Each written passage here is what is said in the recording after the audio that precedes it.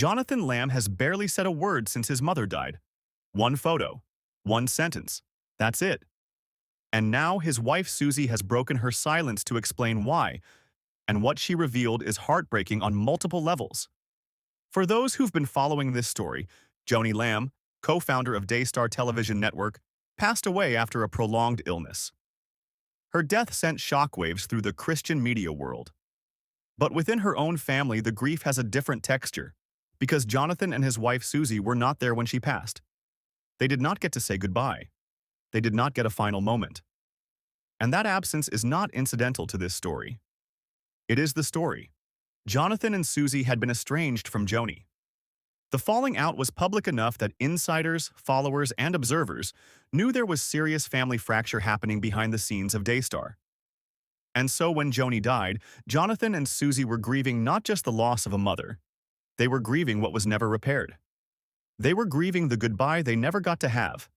Jonathan's social media since his mother's passing has been almost completely silent. No long posts, no eulogy, no tribute video, just stillness. And people noticed. His wife Susie addressed it directly. She wrote, "A lot of messages asking how Jonathan's doing because he's been pretty quiet on social media. He's still in shock, but has been surrounded by his lifelong friends who even came into town to be with him. He's being loved on and is thankful for your prayers." Still in shock. That phrase matters. Jonathan did not get closure before his mother died. There was no deathbed reconciliation. No final phone call that we know of. No restored relationship. He went from estrangement to funeral. That is a brutal emotional sequence. And shock is the correct word for it. There is a specific kind of grief reserved for people who lose someone they had not yet made peace with. It is not clean grief. It is complicated. It is layered with regret, with unanswered questions, with the weight of things that were said and things that were never said. And it often renders people speechless, because no words feel adequate to hold all of that at once. That appears to be where Jonathan is right now. Now Susie herself has spoken, and what she wrote is raw. She did not sanitize this. She did not offer a tidy Christian platitude and move on. She sat in the mess of it and put it into words. And I want to read this carefully because it deserves that. She wrote, "I'm angry because of what the enemy stole. But one thing will remain. I loved her with my whole heart. Even when we had to do the hardest thing and share the painful truth, we loved her. We had to part ways because of different choices, which we will both stand before Jesus and answer for. But this I know. I loved her so. Every day we chose forgiveness, so I was sure that at some point a miracle would happen and I would dream of us on a beach again someday drinking coffee, talking about Jesus, and her hug was warm again. I'm angry because that didn't happen here on earth. But I have to release it and keep trusting God." Let's slow down here. Susie says she and Jonathan chose forgiveness, daily. That is not a passive posture. That is an active, intentional decision made every single day, even while the relationship remained broken. And she held on to hope.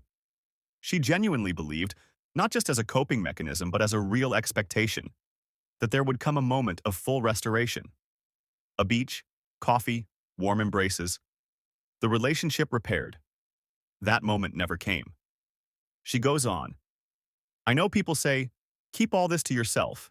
Don't make it public. But our story has been very public. Public figures we are, and I hate when people only share their victories online while hiding the hard parts. I don't think that helps anyone. Life has its mountaintops and valleys for everyone, and I'm sharing my heart to honor the memory of the woman I loved so much for so many years. This is important." Susie is making a conscious, editorial decision here. She knows there will be criticism for speaking publicly during mourning. She anticipates it. And she pushes back against a Christian social media culture that performs only victory, where testimonies are always about what God restored, never about what was lost. She is refusing that performance. She is saying, this is what grief actually looks like when the reconciliation doesn't come in time. And she wants it on the record. She closes with this. "I deleted all the bad memories and cherished the good ones. So truly thank you. God bless you for your heart for us." That line, "I deleted all the bad memories," is doing a lot of emotional work. It is how she is choosing to survive this. Not denial, not revision, but a deliberate act of mercy toward herself and toward Joni's memory. Then there is Rachel, Jonathan's sister, Joni's daughter, who posted on Mother's Day, and hers is a different kind of grief. Rachel was not estranged, Rachel was present, and yet the weight of her words is staggering. She wrote, "There are no words for the depth of grief that I feel that you're no longer here. You were the heart of our family, and now I'm trying to figure out what life even looks like without you in it." We prayed. We believed. We truly thought there would be a different ending to this story. That line, "We truly thought there would be a different ending," tells us something about how Joni's final season was experienced from the inside. This was not a family resigned to the outcome. They were believing for a miracle. They prayed. They expected something different, and they did not get it. Rachel continues, "You fought so hard. You were so strong. Even when your body was weak, your spirit never was. Through your journey of being sick, you never lost sight of the mission God had called you to. You kept showing up. You kept doing television. You kept reaching for people. Even in the middle of your own suffering, your life continued pointing people toward Jesus." Whatever else one says about Joni Lamb, whatever the controversies surrounding Daystar, whatever the family fractures, Rachel's account of her final months is of someone who refused to let illness become the loudest thing about her. She kept working. She kept ministering. That is how Rachel chooses to remember her, and that witness matters. Then comes the moment that broke through everything. The other day after being gone all day, I walked through the door and Judah ran up to me, hugged my legs and said, "Mom, Mom, I missed you. I love you." I immediately started crying, because in that moment I realized I'll never again get to run to you and say, "Mom," when I need you. That kind of grief is impossible to explain. That is the kind of grief that arrives sideways. You are not even thinking about it. A child runs to you with love, and the love breaks you open, because it reminds you of the love you can no longer receive. Rachel is now a mother, processing what it means to lose hers.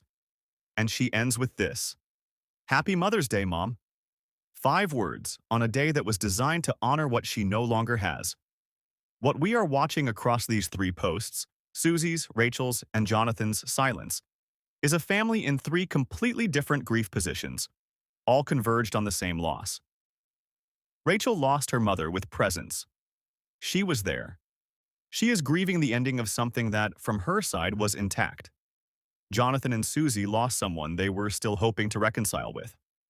They are grieving not just the death, but the door that closed before it could be walked through again. Their grief has no clean edges. And Susie named what many in similar situations feel but rarely say publicly: "I am angry. Because this didn't get fixed. Because time ran out. Because the miracle I was believing for didn't come." That is not a statement of weak faith. It is the honest testimony of someone who loved, who waited, who hoped, and who now has to find a way to release what cannot be undone. Keep the Lamb family in your prayers. And if you are watching this in a broken relationship you keep putting off, let this be the push. Don't let time run out. If this video brought you something, hit like, share it with someone who needs it, and subscribe if you are new here. We cover these stories because they are real, and because the church is better served by honesty than by silence. God bless you. We'll see you in the next one.